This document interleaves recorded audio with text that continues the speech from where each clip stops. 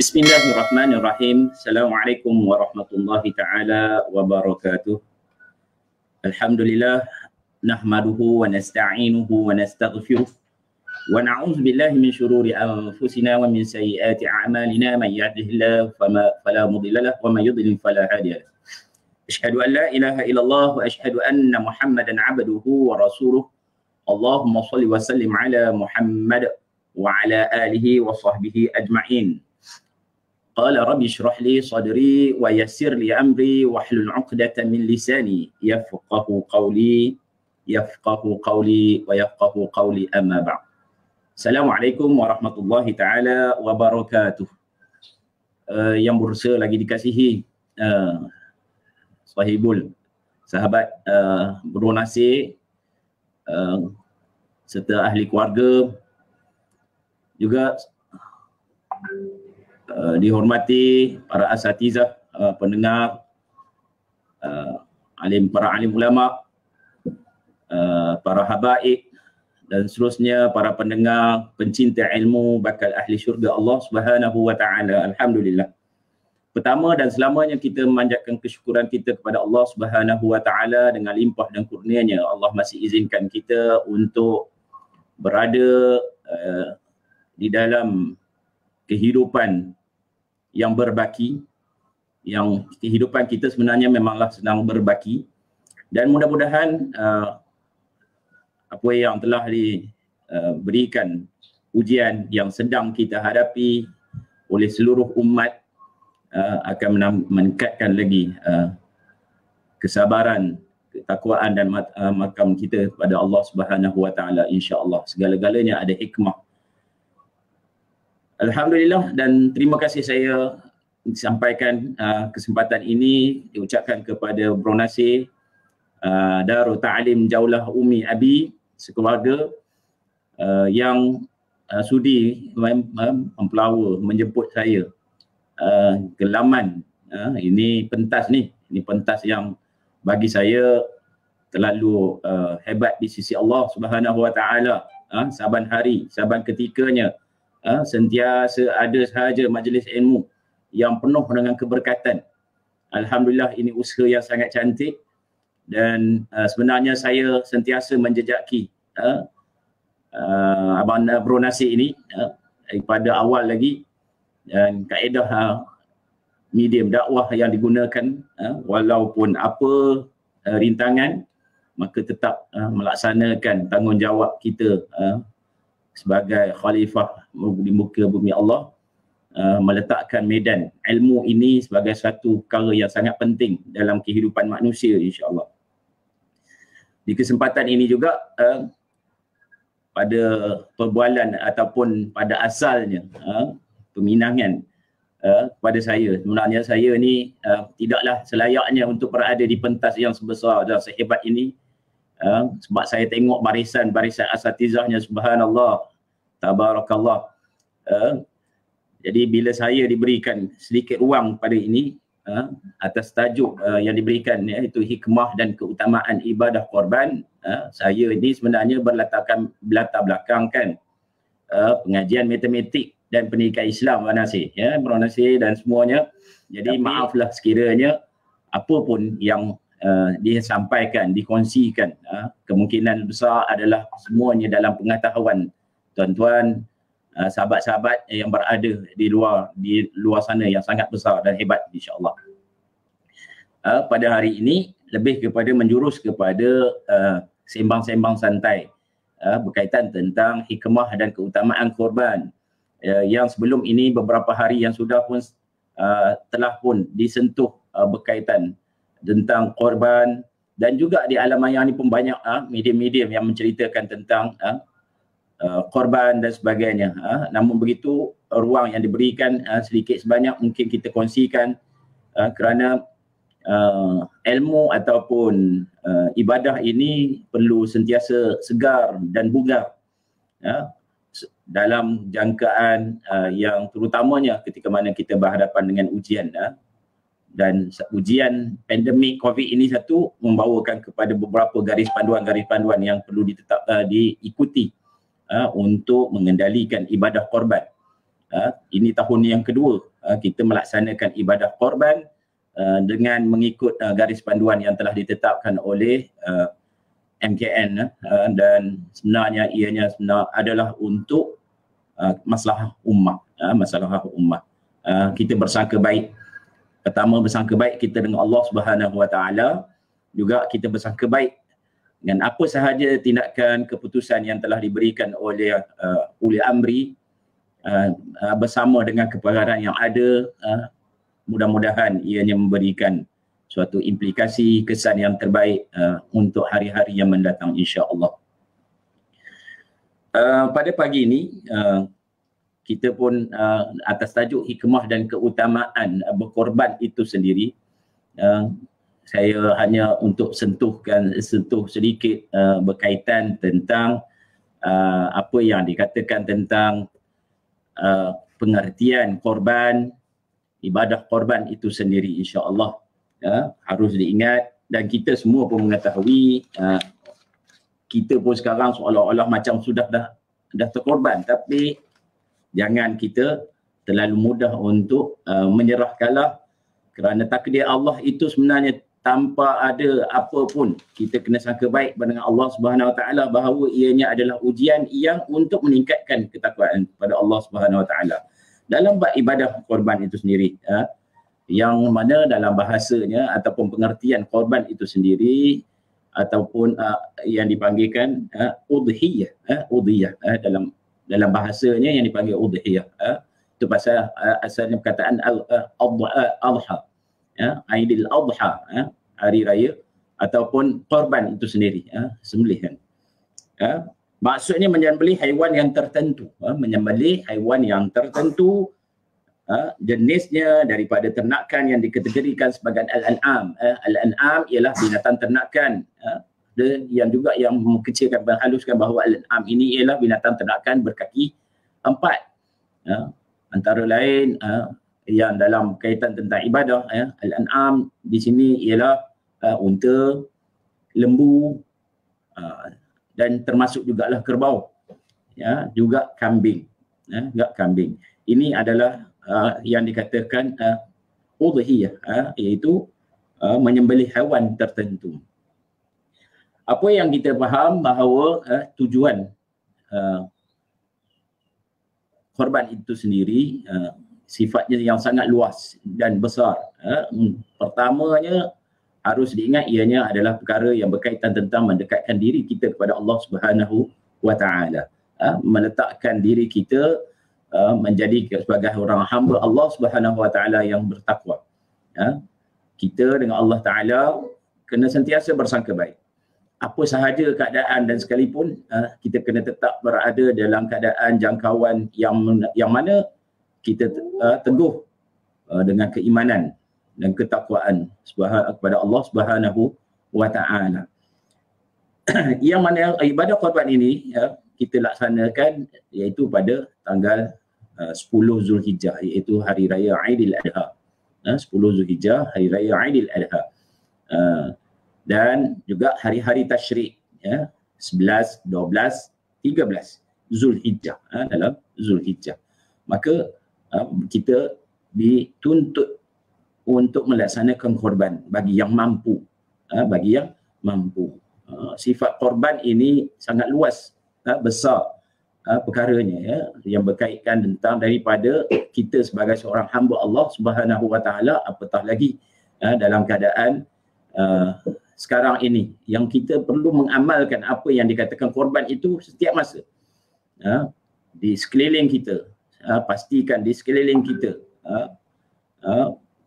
menyatakan ataupun mencari dan membantu mereka dalam keadaan apa saja. Di keliling kita ini macam-macam masalah ummah. Ada yang sakit, ada yang terkesan dengan pandemik COVID ini. Jadi kita konsep kita dan pengorbanan perlu dilaksanakan dalam bentuk jiwa, raga, dan ini adalah perkara yang sangat penting yang kita boleh laksanakan, insya-Allah. Begitu juga bahawa korban ini kalau kita lihat daripada asasnya ialah berdasarkan dalil yang diberikan oleh Allah Subhanahu Wa Taala kepada kita tentang pelaksanaan korban itu sendiri. Pada ayat yang biasa kita akan jumpa dalam surah Al-Kautsar, ayat yang kedua, fasalli li rabbika wanhar, a'udzubillahi minasyaitonir rajim, fasalli li rabbika wanhar, maka dirikanlah solat kerana Tuhanmu dan berkorbanlah. Ini pada ayat surah Al-Kautsar. Surah ayatnya ada 3 ayat saja yang biasa kita baca kadang-kadang tu, antara surah yang terpendek, menunjukkan bahawa dirikanlah solat kerana Tuhanmu dan berkorbanlah, Dalam pembuktian lain ataupun dalil ataupun ada pada hadis-hadis Nabi SAW banyak berkaitan tentang korban itu sendiri. Antara lain yang saya letakkan di situ ataupun diletakkan di paparan slide di sini adalah berkaitan tentang bagaimana Rasulullah menyembelih 2 ekor kibas putih. 2 ekor kibas putih. Bertanduk besar sebagai korban dengan tangannya. Tangannya sendiri sambil menyebut nama Allah dan bertakbir. Serta meletakkan kakinya, baginda di tengkuk kibas tersebut. Ini bagaimana pelaksanaan korban. Sebagaimana kita sedia maklum dan kita kena ingat bahawa titik berat Rasulullah SAW terhadap ibadah korban ini bagi mereka yang mampu. Sangat kalau kita tengok pada sunnah Nabi SAW, Rasulullah SAW setiap tahun melaksanakan ibadah korban, menunjukkan betapa pentingnya. Dia akan berusaha untuk menjadikan ibadah korban itu sebagai suatu keutamaan. Dan saban hari, sebagaimana kita umat Islam itu sendiri, pada setiap hari ataupun setiap dalam kehidupan kita, kita kena berusaha untuk dapat berjaya atau mengeluarkan zakat. Berusaha mencari pendapatan untuk mengeluarkan zakat kerana sifat untuk membantu. Begitu juga dalam bab ibadah korban. Dalam setahun, ibadah korban ini dilaksanakan pada satu-satu musim, iaitu pada Hari Raya Aidil Adha dan Hari Tasyrik. Bagaimana kita untuk bersiap sedia pada setiap tahun untuk berada ataupun menyertai ibadah korban itu sendiri. Dan zaman sekarang, alhamdulillah, perkembangan teknologi dan sebagainya, maka kita boleh membuat pilihan melaksanakan ibadah korban. Malah Majlis Fatwa Kebangsaan pun telah menyatakan bahawa kita boleh juga melaksanakan ibadah korban di negara-negara luar. Kalau saya nak sharekan di sini, Abang Nasir ni pun selalu sentiasa setiap tahun, saban tahun dia mengendalikan korban, ibadah korban di domestik ataupun di lokal ni, kawasan tempatan, dan juga di luar. Malah kadang-kadang di luar itu sangat memerlukan, lebih lagi memerlukan. Saya ingat lagi pada tahun 2019, saya menyertai travel agent saya, itu Al-Fash Travel, pergi ke selatan Thailand. Hadir ke selatan Thailand untuk melaksanakan ibadah korban.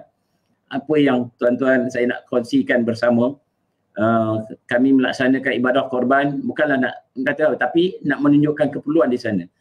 Kami berjaya kumpulkan dana daripada Malaysia. Kami buat dalam tak banyak pun, 23 ekor lembu, 23 ke 25 ekor lembu macam tu.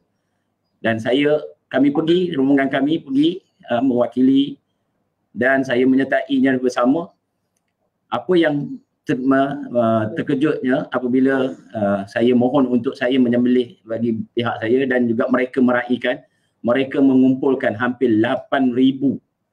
Dalam majlis yang kami hadir itu mengumpulkan 8,000 yang terdiri dalamnya itu ialah anak-anak yatim dan balu-balu, orang-orang kita. Dan sembelihan berlaku, korban berlaku, penyembelihan berlaku. Kalau kita di sini, kita membahagikan sekilo ni, dah rasa banyak sangat. Lepas tu kita nak mencari orang yang menerimanya pun kadang-kadang ada menjadi halangan. Apa yang berlaku di sana, 8,000 itu kami rincikkan dagingnya hanya sekadar 500 gram sahaja, 500 gram, setengah kilo.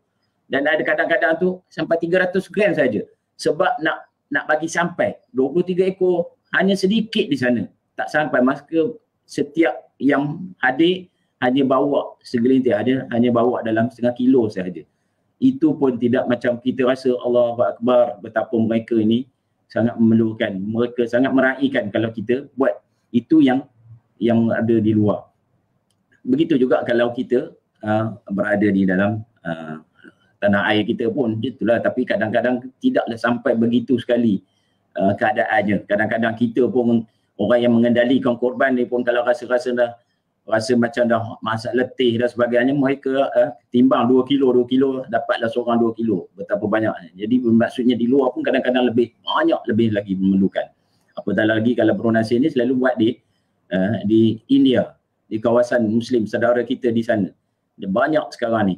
Boleh insya-Allah kita berazam. Ada lagi kadang-kadang kos mereka lebih kompetitif lagi. Maksudnya kadang-kadang mampu untuk kita laksanakan. Kalau dengan di India bersama Bronasi ni sekitar 300-300 begitu dan sebagainya. Dapatlah satu bahagian. Kita dapat melaksanakan korban pada tahun berkenaan. So insya-Allah kita berazam, insya-Allah. Itulah antara dalil nakli yang kita ada. Kalau kita tengok sejarah, ini pun kita pun faham bahawa ibadah korban ini penuh dengan asasnya daripada sejarah kisah Nabi Ibrahim alaihi salam. Kisah Nabi Ibrahim alaihi salam bersama anaknya Ismail alaihi salam. Mereka pada satu ketika di mana Allah telah mengutuskan ataupun telah menurunkan perintah kepada Nabi Ibrahim untuk mengorbankan Nabi Ismail alaihi salam, untuk melihatkan bagaimana keutuhan dan ketaatan beliau atas perintah Allah. Maka kalau kita melihatkan bahawa keadaan pada situasi itu, kalau kita pun apakah mungkin kita mampu untuk melaksanakannya. Namun begitu Nabi Ibrahim alaihissalam dengan keimanan yang ada, keteguhan yang ada, di samping itu kekuatan juga daripada Nabi Ismail alaihissalam yang juga tidak nak memberikan was-was kepada ayahnya, menyerahkan diri dia. Wahai ayah, wahai abi, laksanakanlah perintah Allah itu ke atas diriku. Betapa mereka ini sungguh patuh, tunduk dan patuh walaupun dihalang dengan beberapa cabaran. Inilah dalam bab melaksanakan ibadah korban. Kalau daripada kita lihat kisah Nabi Ibrahim alaihissalam yang penuh dengan cabaran untuk melaksanakan ibadah korban, sampailah pada kita sekarang ni pun sama juga, bahawa bagaimana kita dapat mengatasi halangan-halangan untuk melaksanakan ibadah korban. Sesiapa yang tak dapat mengatasi halangan ini, maka kita akan tewas. Ini bagi mereka yang mampu. Kita tengok bahawa bagaimana kepayahan orang lain, kita bersama dengan mereka untuk melaksanakannya, insya-Allah. Mudah-mudahan kita akan terus berusaha untuk menjadi salah seorang yang hadir ataupun berada meletakkan rezeki kita untuk sama-sama turut serta dalam ibadah korban. Sekarang ni pun dalam keadaan garis panduannya, SOP dan sebagainya, berebut-rebut. Ada juga di antaranya yang sebab kadang-kadang keadaan terhad dan sebagainya. Semuanya ini adalah ada perkara-perkara tertentu yang perlu maslahahnya. Maka kita walau bagaimanapun kita kena usaha. Sebagaimana yang sekarang pun kita hadapi, iaitu kita rasa kecewa, kita tak dapat nak solat berjamaah di masjid, terutamanya Jumaat. Ini agak sensitif bagi sahabat-sahabat kita yang berada di Selangor, di Kuala Lumpur dan sebagainya. Malah apabila saya kadang-kadang saya berbual dengan mereka, bagaimana dengan Jumaat kalian? Jangan ceritalah Ustaz, kata kami dah tak boleh nak kisah dah Jumaat tu. Kadang-kadang tak sedar Jumaatnya. Jadi saya tanya lah, oh malam Jumaat kamu sedar? Oh malam Jumaat sedar Ustaz. Oh malam Jumaat dia sedar. Tapi dia tak sedar pagi Jumaat. Dia sedar hari Sabtu saja. Tapi malam Jumaat seterusnya dia akan sedar. Jadi lama dah mereka tak dapat menghadiri. Jadi bagaimana usahanya? Tapi kadang-kadang kita kena ada tempat usahanya ialah sebenarnya di rumah pun. di rumah tiada halangan yang sepatutnya berlaku sekiranya kita dapat melaksanakan solat berjamaah itu sendiri. Setahun ataupun bulan, kalau kita di Perak ini dah berapa minggu dah, minggu yang ketiga, minggu keempat gitu, maka kita berjemaah di rumah itu tiada halangan sepatutnya sampai setiap waktu. Ini sebenarnya ada hikmah daripadanya. Bagaimana kita, apakah kita masih lagi nak solat bersendirian di rumah? Kalau kita buka surau pun belum tentu lagi ada semua boleh hadir. Tapi di rumah tidak ada halangan. Nanti Allah akan tanya, kamu ni solat jemaah ke tak di rumah? Dan sebagainya. Itu perkara ni. Jadi halangan dalam melaksanakan ibadah berdasarkan daripada ibadah korban, ibadah-ibadah lain pun tak ada halangan, tapi tetap perlu untuk meletakkan kepatuhan dan ketaatan kita kepada Allah Subhanahu wa taala. Insya-Allah Nabi Ibrahim, Nabi Ismail telah mendahului perkara yang sama. Perkara yang sama. Jadi kita kena aku bahawa melaksanakan ibadah korban itu dengan halangan dan sebagainya, tapi meletakkan ketaatan, kepatuhan kita kepada Allah Subhanahu Wa Taala, itulah yang paling utama. Allah nak melihat dan menilai di sisi itu, insya-Allah. Dan ini pun adalah berkaitan tentang waktu ibadah korban, telah pun nyatakan tadi ini iaitu ibadah korban itu sendiri, dan bersiap sedialah kita. Ada lagi masa dan insya-Allah ada beberapa hari ini untuk menyampainya. Okey, kalau kita lihat ini baliklah pada tajuk asasnya pada saya yang diberikan kepada saya, itu hikmah ibadah korban itu sendiri. Mudah-mudahan kita kongsi ini tidaklah seberapa hebat bagaimana orang lain, tetapi kita tengoklah satu menyatakan bahawa hikmah ibadah korban ini sangat besar. Sangat-sangat besar lagi ialah ketika mana berada di dalam PKP ini. Kita perlu melihatkan. Pertamanya ialah kita menzahirkan rasa kesyukuran kita kepada Allah Subhanahu Wa Taala. Ini hikmah antara hikmah yang besar. Kerana teruk macam mana pun diuji oleh Allah Subhanahu Wa Taala. Apa pun yang diuji oleh Allah Subhanahu Wa Taala, kita kena letakkan kalimah syukur.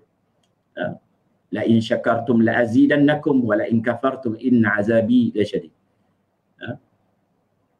Jadi dalam keadaan bagaimana kita nak melahirkan rasa kesyukuran kita, apa sahaja yang diuji, kita kena bersyukur bahawa Allah tambah balik, Allah betul balik nikmat-nikmat kita yang kita sedang terima sekarang. Kalau kita bandingkan keadaan PKP kita sekarang ini, yang kalau negeri-negeri yang tertentu dah hampir makan masa setahun, kita masih lagi negara kita yang nampak macam masih aman, memang aman, tenang dan sebagainya. Kalau kita bandingkan negara-negara luar, apatah lagi kalau di kawasan pondok ataupun kemah-kemah pelarian, kem-kem pelarian dan sebagainya, lagi mereka lebih hebat lagi diuji. Kita diuji dalam keadaan begini pun masih lagi ramai orang yang tak puas hati dan sebagainya. Mana mungkin kita mampu untuk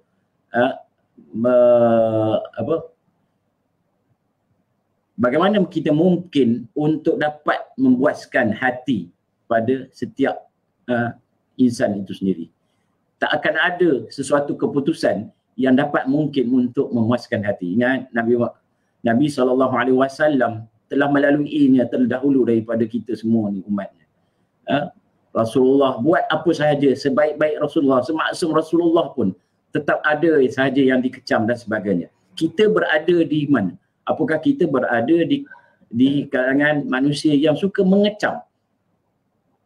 Atau kita berada di mana kita meningkatkan atau menambah baikkan atau memberi sumbangan dalam keadaan kita diberikan arahan gitu begini, garis panduan dan sebagainya.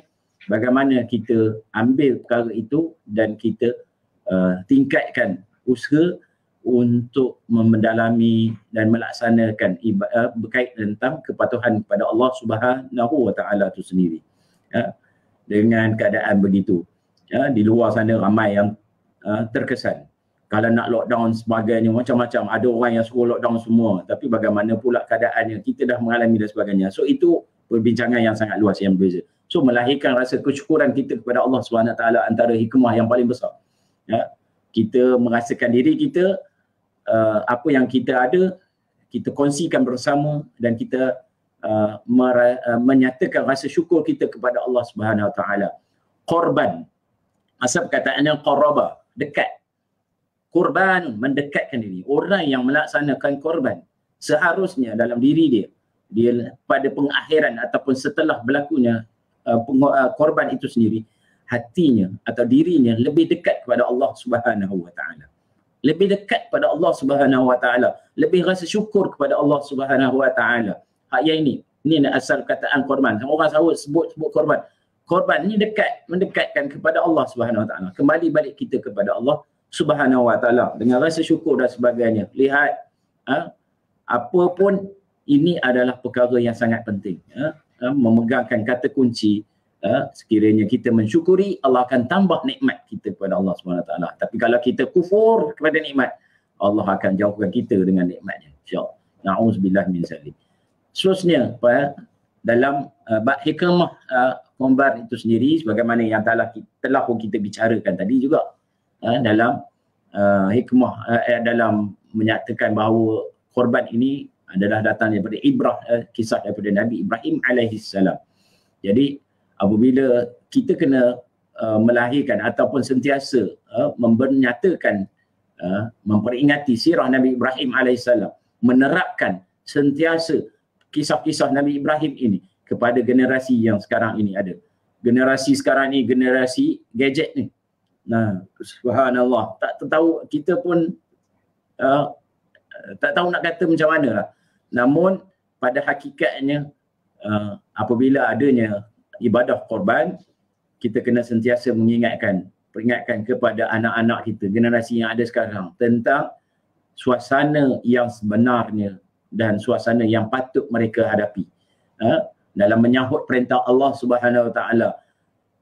Kalau kita dulu, kalau kita katalah dalam bab fiqh sekalipun, kita main chess, main catur, ulama menyatakan bahawa hukum menjelaskan satu persatu berkaitan tentang hukum main catur. Sampai ada yang mengatakan haram main catur. Asasnya ialah kadang-kadang dia jadi ghalib, buang masa dan ghalib. Ghalib bahasa biasa kita, bahasa Selatan. Ghalib iaitu kita terlalu fokus pada catur. Tapi sekarang ini kalau tak main catur, duduk dengan handset berjam-jam, lagi lebih berganda-ganda ghalibnya, lebih berganda-ganda tumpuannya. Masa habis tu pun begitu sahaja. Subhanallah. Nak tahu nak cakap lagi sebenarnya. Na'udzubillah min zalik. So jadi bila adanya ibadah korban ini, satu-satu ketika pada ini, tetap juga kita perlu terangkan kepada anak-anak generasi yang ada sekarang agar betapa pentingnya ibadah korban ini menyahut perintah Allah. Segarkan sirah ini sentiasa bagi penghayatan generasi sekarang ini. Dan aplikasikan rentetan perjalanan dan pengorbanan manusia, pilihan Allah, iaitu Nabi Ibrahim AS bersama Nabi Ismail AS. Mudah-mudahan dengan adanya ibadah korban, kita menyatakan, ambil satu sesi untuk menerangkan sirah Nabi Ibrahim AS. Saya mana tahu, Ustaz. Saya mana tahu, Ustaz. Rujukan dan sebagainya yang baik, jadikan madrasah di rumah itu, agar kita dapat mensegarkan sirah Nabi ini. Waktu malam sebagainya. Nak ke mana pun, nak mengetih tak boleh. Kedai mamak apa tak lagi. Nak berwanggir pun, Allah, lama dah tak kena wanggir di Madinah tu. Apatah lagi wanggir Ipoh. Wanggir Ipoh jauh, saya pun tak pernah sampai. Tapi rasa rindu juga kan nak ngetih tu. Tambah kalau jumpa Abang Nasir ni. Tapi saya tak pernah dia disapa oleh Abang Nasir ni, ajak ngetih dan sebagainya. Tak boleh, lain kali saya akan tuntut dia. So ambil kesempatan bila berada di rumah, janganlah kita pun anak dengan gadget anak, ayah pun dengan itu yang biasanya akan berlaku. Jadi ambil kesempatan, hebatkan sirah dan sebarkan sirah kepada anak-anak agar dapat ibrahnya dalam kehidupan yang mereka lebih mencabar. Kehidupan anak lebih mencabar. kehidupan dalam pendidikan, kehidupan dalam pekerjaan itu nanti. Kalau kita lihat ke sini, apa yang kita berada sekarang ni, kononnya ada orang yang makan gaji dan sebagainya. Anak-anak kita ni tak tahu lagi. Generasi yang sekarang ni belajar pun dalam keadaan yang sedar-sedar dah naik ke tahap orang yang manakala mahasiswa kadang-kadang sedar-sedar dah nak habis dah, nak grade dah, tapi berada di rumah dan sebagainya. Maka ibu ayah lah pengetua, ibu ayah lah guru besar, ibu ayah lah guru disiplin di rumah. Jangan peranan ibu ayah sekadar ibu ayah hanya tengok mantau gitu, tapi pemantauan kepada mereka. Jangan dibiarkan mereka lalai dengan gadget. Dalam belajar tak masalah lah dengan PDR, tapi masalah dengan anasi-anasi yang lain yang boleh melalaikan yang betul.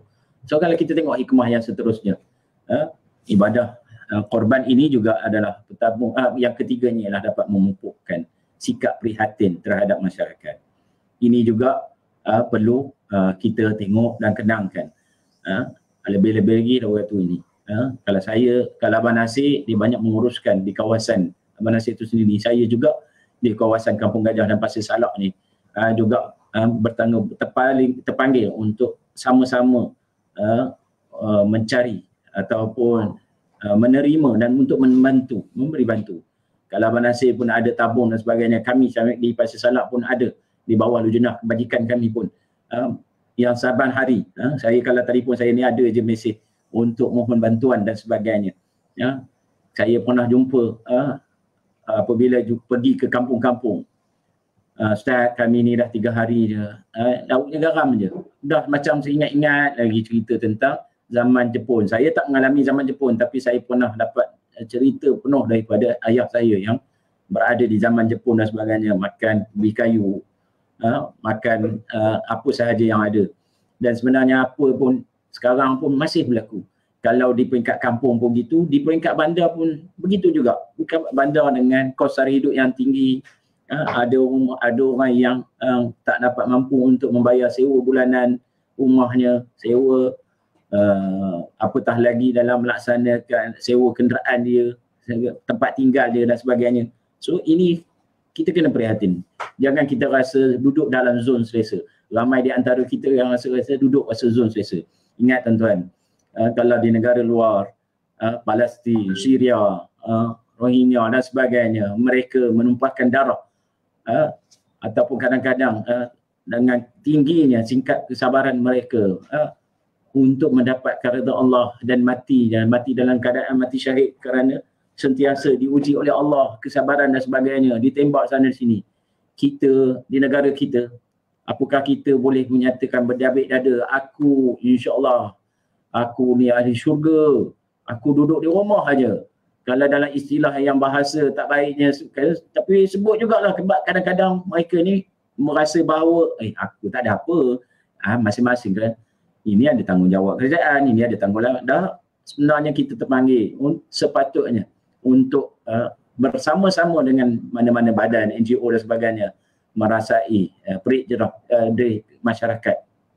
Jangan kita kata duduk rumah, tiba-tiba kita mati, kita rasa tak apa, nanti aku mati masuk dalam syurga. Belum tentu lagi.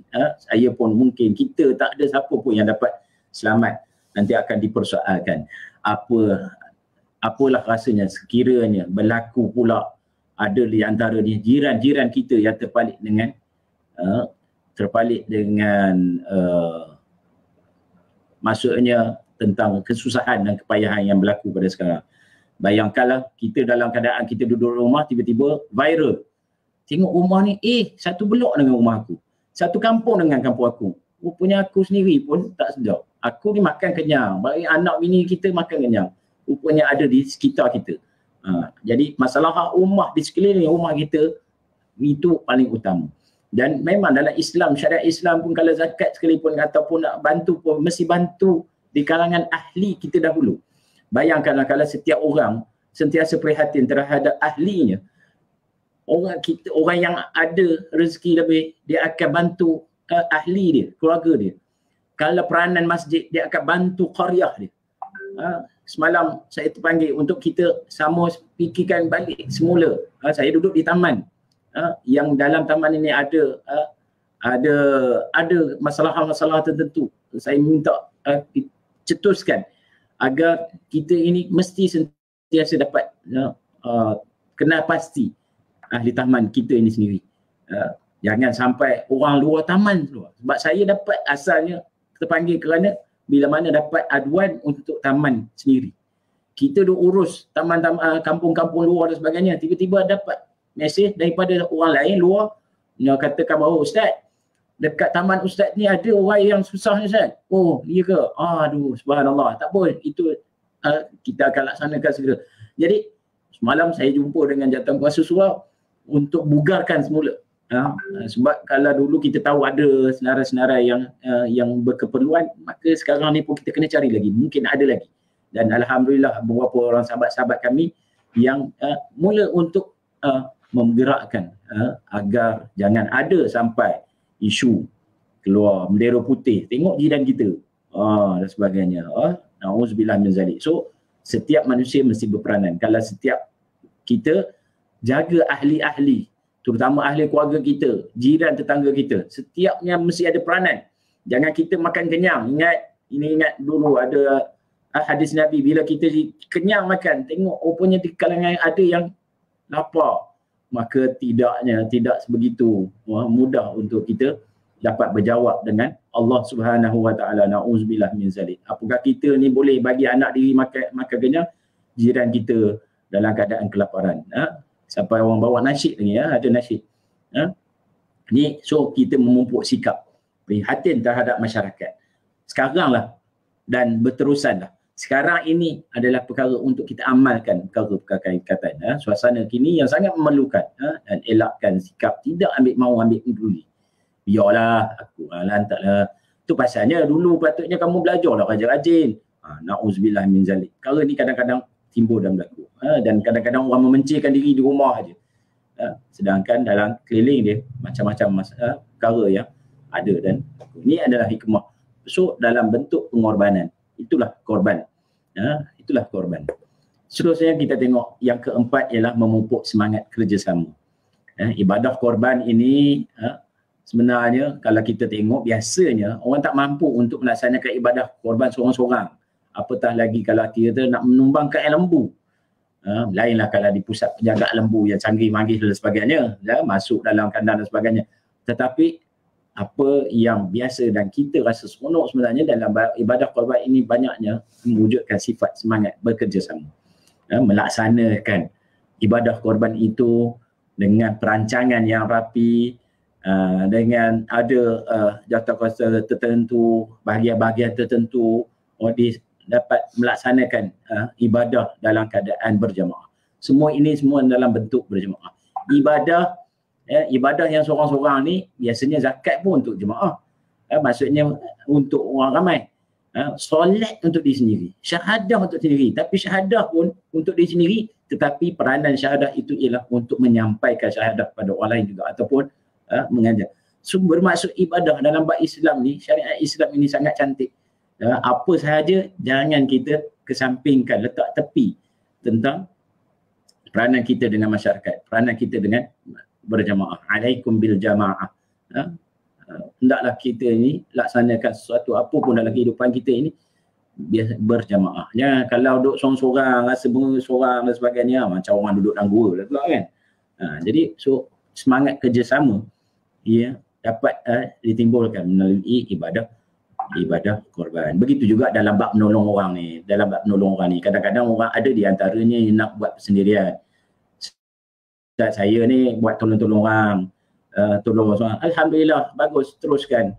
Tapi ingat kadang-kadang kita tolong orang ni, kalau kita buat kerja seorang-seorang, kita akan buat mungkin waktu kita sihat, waktu kita rasa ada ketikanya kita rasa letih dan sebagainya. Kalau kita dalam berjamaah, ada NGO, ada di bawah naungan-naungan tertentu dan sebagainya, bukan kita nak melambangkan, kita nak menunjukkan itu adalah satu sifat berjamaah. Maksudnya kita buat kerja dalam keadaan berjamaah. Tolong orang menjaga hubungan kita dengan manusia itu sendiri. Hablum minallah wa hablum minan nas. Kita jaga hubungan baik kita dengan Allah dan juga kita menjaga hubungan baik kita dengan manusia itu sendiri, insya-Allah. Okey, seterusnya yang kelima, kikis sifat tamak. ibadah korban ini sebenarnya mampu untuk mengikis sifat tamak kita. Tapi kadang-kadang kita kena sentiasa kemaskan tentang niat itu. Ibadah korban yang asasnya untuk kita keluarkan daripada harta benda kita sendiri. Yang pastinya carilah harta benda yang bersih di kalangan kita. Memang kita ni, apa yang kita ada ni, kita letakkan, belanjakan kita kepada jalan Allah. Nak wujudkan sifat murah hati, keluarkan sesuatu yang kita usahakan, berkongsi sama dengan masyarakat sekeliling, insya-Allah. Ingat, saya selalu perlu perkara menyatakan bahawa dalam bab ibadah korban ini, satu-satu korban, contohnya kalau lembu ataupun kerbau. Kalau sempat saya ni, saya dah bertahun ni suka pada kerbau. Dan tahun ni pun insya-Allah 3 ekor kerbau kami tumbangkan di taman ni. Dan di Masjid Amu ada 8 ekor. Dan sebagainya. Untuk dan yang pastinya pembahagian itu adalah bersifat yang sebagaimana yang dituntut oleh syariat. Satu bahagian adalah untuk panggung masing-masing. Contohnya kalau ada 7 bahagian, 7 bahagian, maka satu pada bahagian itu kepada mereka yang telah meniatkan. Satu bahagian yang paling wajib ni kena jaga. Satu bahagian adalah untuk fakir dan miskin. Jadi kena pastikan fakir miskin ini dah sampai, kerana ibadah korban itu adalah tertakluk kepada pembahagian fakir miskin itu. Fakir miskin ini mesti sampai pada hak yang sepatutnya. Barulah ibadah korban itu maksudnya sampai niat kita dan kemudian ni. Ni kadang-kadang ada juga orang yang serah duit dan sebagainya. Tetapi yang baik pastikan yang melaksanakan ibadah itu atau yang melaksanakan amanah itu nak memastikan satu daripada 3 bahagian itu sampai ke orang yang fakir dan miskin. Dan satu bahagian yang 1/3 lagi adalah untuk orang yang melaksanakan tugas, jiran-jiran sekeliling tempat, malah boleh juga diberikan kepada orang yang berada dan sebagainya untuk dikongsikan bersama. Ini ibadah korban ni. Maka kita akan rasa menunjukkan bahawa ibadah korban ini dapat mengikis sifat tamak yang ada dalam diri kita, mengikis sifat ego yang ada diri kita. Dan pengakhiran korban itu sepatutnya kita dapat mendekatkan diri kita kepada Allah Subhanahu Wa Taala, berbalik pada apa yang telah pernah dikatakan tadi, mendekatkan diri kita kepada Allah Subhanahu Wa Taala. Yang seterusnya ialah didik diri agar tidak berputus asa dalam melaksanakan ibadah korban. Kalau kita kata tadi ada halangan dan sebagainya, tapi kita jangan putus asa. Sekarang ni pun dalam bab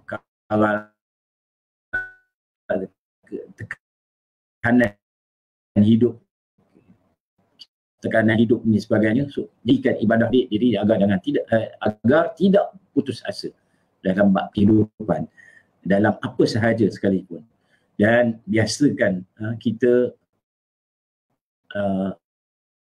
menjana pemikiran kita untuk terus survival dalam kehidupan, dalam ikhtiar untuk memberikan kehidupan kita terbaik ahli keluarga kita, malah dalam masa sama juga kita membantu orang lain agar mereka juga sama terpanggil untuk tidak juga berputus asa dengan Allah. Selalu menyatakan bersangka baiklah kita dengan Allah Subhanahu Wa Taala. Sidang semua bakal ahli syurga Allah Subhanahu Wa Taala pada perkara-perkara hikmah ini yang sangat luas, harus kita ingat. Dan apa yang saya kongsikan yang terakhir di sini ialah antara kata-kata hikmah yang diberikan oleh Ibnu Athaillah As-Skandari dalam kitab Al-Hikam. Tanda hati yang telah mati tidak bersedih apabila terlepas beramal kebaikan, dan tidak menyesal selepas melakukan amal keburukan. Ingat, tanda hati yang telah mati tidak bersedih apabila terlepas untuk melaksanakan kebaikan dalam setiap hari, dan tidak menyesal selepas melakukan amal keburukan. Kata-kata ini sebenarnya sangat mendalam, menjadi satu ingatan kepada diri kita semua sepatutnya. Hati kita ini duduk di mana? Apakah hati kita ni masih hidup ataupun telah mati? Dan dapat perakhiran pada saya ini dengan mengambil pada kata-kata hikmah sebegini, kata-kata hikmah daripada ulama yang terkenal, ini menjadikan bahawa agar diri kita akan sentiasa bersiap sedia dan sentiasa mencari dan memikir untuk melaksanakan kebaikan di kala umur kita yang sedang berbaki. Di kala umur kita yang sedang berbaki, umur kita memang nampak meningkat tapi sebenarnya makin mendekat. Umur kita meningkat tetapi ianya sedang mendekatkan kita kepada tarikh, iaitu tarikh pertemuan kita dengan Allah Subhanahu Wa Taala. Mudah-mudahan perkongsian yang tak seberapa tersusun ini daripada saya ini akan dapat boleh dimanfaati oleh diri saya sendiri dan juga para pendengar yang lebih hebat di sana, insya-Allah. Dan saya merasakan bahawa agar kita ini sama-sama kuatkan antara satu sama lain, memperkuatkan dari segi keimanan, memperkuatkan dari segi nasihat menasihati, memperkuatkan dari segi mahabbah kasih sayang. Zaman sekarang ini kita boleh je nak tanya khabar dalam keadaan kita berada di rumah, kita tanya khabar di luar dan sebagainya, maka pastikan di kalangan kiri dan kanan kita juga kita sentiasa bertanya khabar kepada mereka. Dan insya-Allah, dan mudah apa pun dalam kehidupan kita, kita balik kepada Allah Subhanahu Wa Taala. Saya di pengakhiran ini saya mengucapkan terima kasih kepada Bro Nasir atas perkongsian, diberi kesempatan di atas pentas yang hebat ini. Saya hanya menumpang dan saya juga sentiasa nak mengatur majlis umpama yang sama, menjadikan Abang Nasir ini sebagai suatu ikon dalam melaksanakan medium dakwah yang tidak ada titik hentinya. Walaupun apa pun, inilah tengok tetap juga meletakkan medium ilmu ini. Dan insya-Allah mudah-mudahan kita akan bertemu di lain masa, insya-Allah. Pada pengakhiran ini kita sama-sama berdoa untuk pada insya-Allah. A'udzubillahi minasyaitonirrajim. Bismillahirrahmanirrahim. Alhamdulillahirabbil alamin wassalatu wassalamu ala asyrafil anbiya'i wal mursalin wa ala alihi wa sahbihi ajma'in. Allahumma iftah bainana wa baina qaumina bil haqq wa anta khairul fatihin. Allahumma nawwir bihi qulubana binuri hidayatika kama nawartal arda binuri syamsika abadan abada birahmatika ya arhamar rahimin. Allahumma faqihna fid din wa'allimna ta'wil wahdina ila siratikal mustaqim.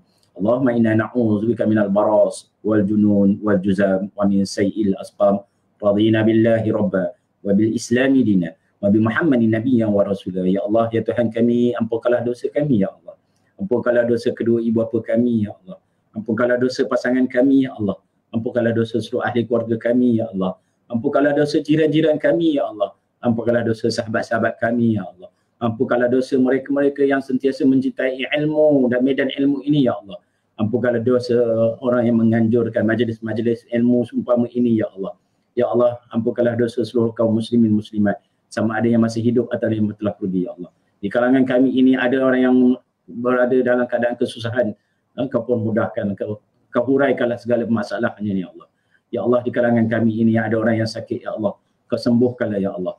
Di kalangan kami ini ya Allah, sentiasa terpalit dengan ujian ini ya Allah, Kau halangilah, Kau berikanlah kami perlindungan ya Allah. Jangan Engkau berikan kami ujian yang ujian itu tidak mampu untuk kami tangani ya Allah. Ya Allah, ya Tuhan kami mengetahui akan apa yang berada sekarang ini adalah atas kehendak-Mu ya Allah. Maka ya Allah, Kau angkatlah dengan tentera-tentera yang ada padamu ya Allah. Kau pulihkan balik kembali keadaan kami ini ya Allah, agar kami ini sentiasa untuk dapat terus beribadat padamu dalam keadaan tanpa halangan ya Allah. Rabbana zalamna anfusana wa illam taghfir lana wa tarhamna lanakunanna minal khasirin. Rabbana atina fid dunya hasanah wa fil akhirati hasanah wa qina azabannar. Subhana rabbika rabbil izzati amma yasifun. Wassalamu alal mursalin. Walhamdulillahi rabbil alamin. Kita akhiri dengan kafaratul majlis dan surat Ar-Ra'd. Subhanakallahumma wa bihamdika asyhadu an la ilaha illa anta astaghfiruka wa atubu ilaik. Bismillahirrahmanirrahim. Wal 'ashr. Innal insana lafi khusr illa allazina amanu wa 'amilus solihat wa tawassaw bihaq wa tawassaw bis sabr. Assalamualaikum warahmatullahi taala wabarakatuh. Terima kasih. Mohon maaf ampun dan maaf, dan terima kasih kepada Manasih dan seluruh yang sudi mendengarnya. Assalamualaikum warahmatullahi taala wabarakatuh.